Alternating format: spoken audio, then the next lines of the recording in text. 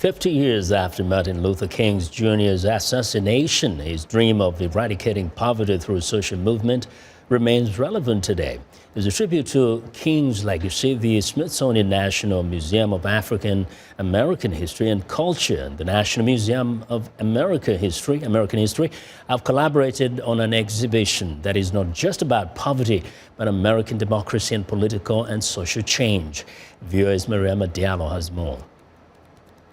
Archival footage shows the Poor People's Campaign's 6-week demonstration in Washington in 1968 demanding economic justice.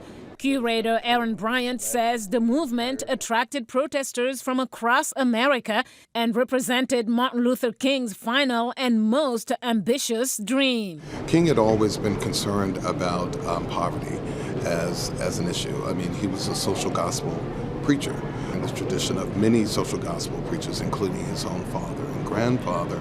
They were concerned with serving the needs of the poor.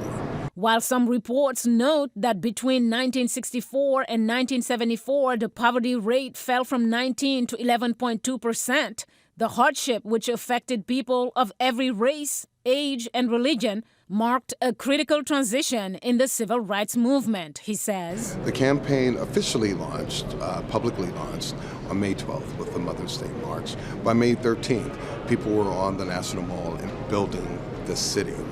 They took over the entire 16 acres and they built this tent city, an actual city that had a city hall, that had a cultural tent, a daycare center, a place for barbershops. They had medical services, dental services. They had electric lines, sewers. Based on architectural drawings, a three-dimensional map of the so-called Resurrection City shows it as it was actually built. We discovered in reading newspaper articles that this was called God's Eye Bakery.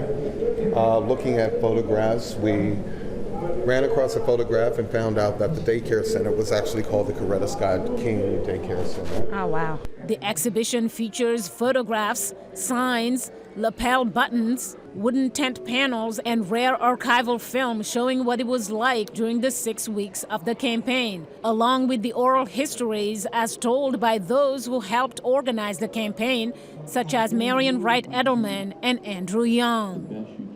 Bryant says the culture tent played a big role in creating a sense of cohesion for the movement. The culture tent was also important because it was where people came together to sing. The soundtrack you hear now is actually from Resurrection City, which is amazing to me. He also says regardless of conditions, every participant played an important role. While some met with heads of federal agencies, others came together to negotiate policies and potential legislation, even as others coordinated protests outside different departments across the city. Mariama Diallo, VOA News, Washington.